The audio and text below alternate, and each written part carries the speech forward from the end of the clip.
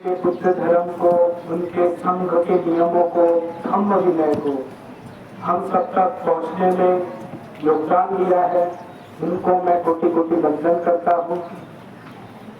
बुद्ध धम्म संघ तीनों रत्नों को वंदन करता हूँ और यहाँ पर उपस्थित जितने भी जैसे कनिष्ठ भंते लोग हैं उनके प्रति मंगल मैत्री और आशीर्वाद देता हूँ और आप उपासक उपासिकाओं के प्रति मंगल मैत्री करता हूँ।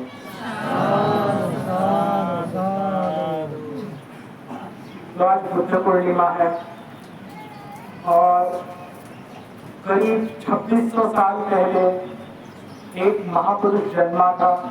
हम सभी जानते हैं कि वो शाक्य कुल में जन्मा था, वो सिद्धार्थ गौतम था। तो इनकी कहानी सुनने से पहले हमने आज आप लोगों के लिए एक सीरीज के तौर पर हमने धर्म बताने का प्लान किया है।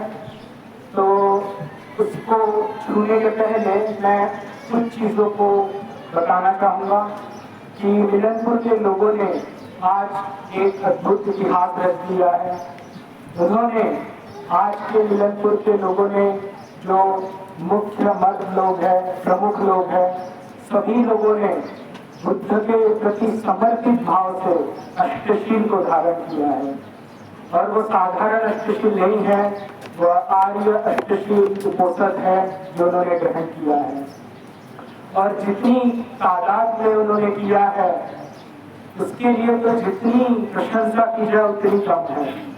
ये उनका समर्पित भाव दिखाता है कि आज भी जहाँ पर दुनिया एक अलग ही रास्ते में चल रही है, हम जानते हैं कि जैसे दुनिया में हालात है, कैसे युद्ध के हालात है, कैसे हिंसा हो रही है, ऐसे समय में जब कोई पुण्य करता है, ऐसे समय में जब कोई धर्म का पालन करता है और इतने समर्पित भाव से करता है, आपकी संस्कृति में इतना नहीं देखा जाता, लेकिन आपने बढ़ चढ़कर अपनी संस्कृति को पीछे छोड़ते हुए आपने बुद्ध धम्म संघ के प्रति अद्भुत एक समर्पित भाव, एक श्रद्धा भाव और एक त्याग का भाव आपने दिखाया है।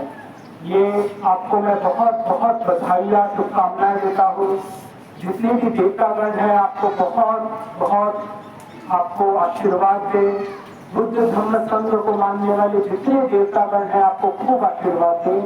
और आपका उदाहरण गोलकपुर में, रत्नापुर में, जयपुर में और तमाम चकमा गांव में खूब फैले। महाराष्ट्र के, यूपी के, बिहार के हर गांव में आपका इस अष्टशील के लिए खूब कामनाएं, शुभकामनाएं आपको मिले। आपके परिवार का भी मंगल हो और उन सभी का मंगल हो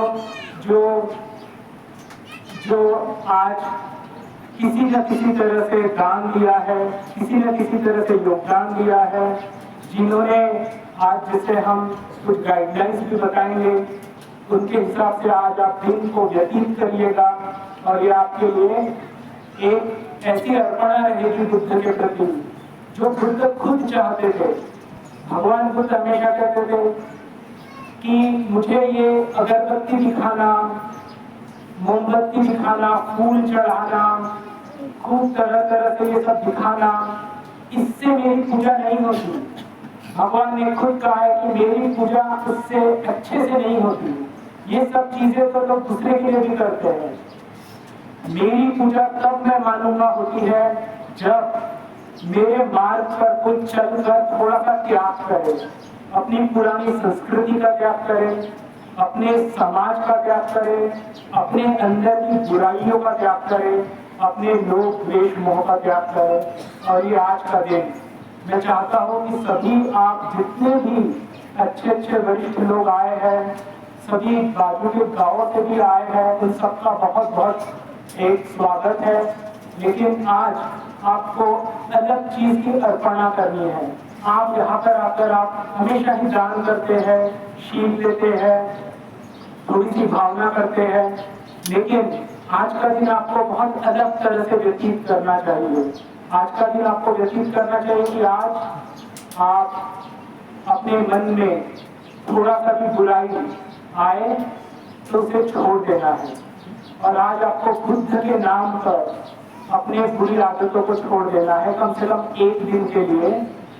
और मैं ये बार बार आपसे एक निमंत्रण जैसा देना चाहता हूँ कि ये जो आपकी अर्पणा रहेगी, ये जो आप ऑफर करेंगे बुद्ध को, ये जो ऑफरिंग रहेगी वो सबसे अप्रतिम, सबसे प्रभावशाली, सबसे पुण्यशाली, सबसे असरदार, जो आपके कई जीवनों तक उसकी गूंज गूंजेगी, उस तरह की अर्पणा जो भगवान खुद चाहते हैं कि मुझे दिया जाए। देखिए, भगवान खुद चाहते थे कि मेरी पूजा इस तरह से मत करो, इस तरह से करो कि मेरे मार्ग पर थोड़ा सा चलो, एक दिन तो चलो, एक दिन करके तो देखो। और जिस तरह से भगवान का है कि एक ही पक्षी को मेरे धर्म में आकर देखो और आजमाओ इसको, बस नाम के लिए नहीं करना है। आज का दिन संस्कृति के तौर पर नहीं मनाना है, समाज के तौर पर नहीं मनाना है, आज का दिन हमको अध्यात्म के तौर पर मनाना है। भगवान ने जैसा धर्म प्रकट किया उसके साथ थोड़ा जस्टिस करना है, उसके साथ न्याय करना है। समाज के नियमों से धर्म नहीं चलता, धर्म के नियमों पे धर्म चलता है। तो हमको अपने समाज के नियम साइड में रखना है और हमको धर्म के नियमों को धारण करना है। तो आज का दिन आप किसी भी बुराई विचार, जितने भी बुरे विचार आएंगे, कोई भी प्लीज आज बुरे विचार नहीं करेगा। मिलनपुर का कोई भी जवान हो, लड़का लड़की, बूढ़ा हो, छोटे लड़के हो, और जितने भी लोगों को कुछ भी समझता हो, आज आप कोई भी सांसारिक विचार मत करिए। आज आप कोई भी अपने करियर के बारे में मत सोचिए, अपने खेतों के बारे में मत सोचिए, अपने पढ़ाई के बारे में मत सोचिए, अपने भविष्य के बारे में मत सोचिए। आज का दिन आज सिर्फ बुद्ध, धर्म और संघ के बारे में सोचिए, अपने शील के बारे में सोचिए।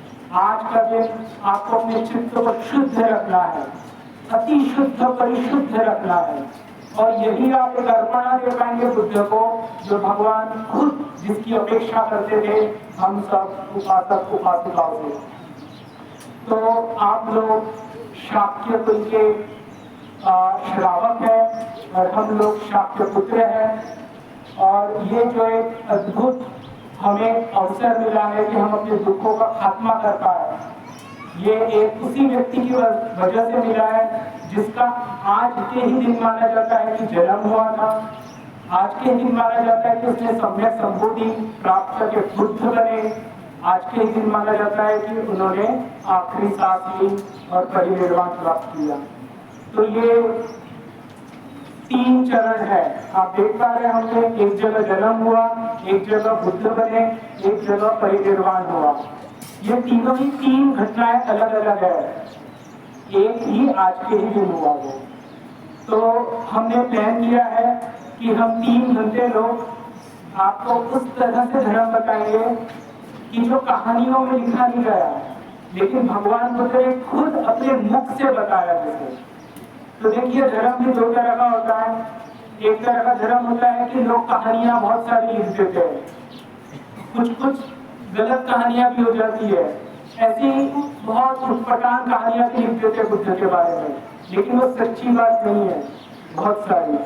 लेकिन भगवान बुद्ध ने अपने मुंह से जो बताया कि मैंने कैसे जन्म लिया, कैसे बुद्ध बना और कैसे परिनिर्वाण प्राप्त किया, तो मुख से निकले जो शब्द है, आज हम चाहेंगे कि उसी का आपको सुनने को मौका मिले। तो सबसे पहले जो जन्म की घटना है वो यहाँ पर बैठे अभिभू बंदे बताएंगे। मैं संबोधि की घटना को वर्णन करूंगा और पुलिस बंदे परिनिर्वाण की घटना को संबोधित करेंगे, आपको बताएंगे। 3 घटनाएं 3 अलग अलग बंदे लोग बताएंगे, और आपके लिए मौका इस तरह से कि जैसे आपके सामने कोई टीवी सीरियल चल रही है कि एक एपिसोड में कोई एक व्यक्ति होस्ट कर रहा है, दूसरे एपिसोड को दूसरा व्यक्ति, तीसरे एपिसोड को तीसरा व्यक्ति। आपको ध्यान में भी रहेगा कि अभिभू बंदे ने क्या बताया जन्म के बारे में। आपको ये ध्यान रहेगा कश्यप बंदे ने बुद्ध बनने के प्रोसेस में क्या घटना हुई वो बताया, और पुलिस बंदे ने परिनिर्वाण का जो दुखद अवसर था उसको कैसा घटित हुआ उसको वर्णन करेंगे। तो इसके लिए आप तैयार होइए, और समय बहुत कम है, हमें लग रहा था 1 घंटा मिलना चाहिए, बुद्ध के लिए न्याय होना चाहिए, लेकिन जितना भी समय है हम ट्राई करेंगे कि आपको एक एकदम उत्कृष्ट, एकदम सटीक धर्म जो भगवान बुद्ध के खुद मुख से निकला है, वही आपको सुनने का मौका मिले। तो मैं अभिभू बंदे को प्रार्थना करूंगा कि वो भगवान बुद्ध के जो सिद्धार्थ गौतम ने जन्म लिया था उनकी घटनाओं पर थोड़ा सा बताए।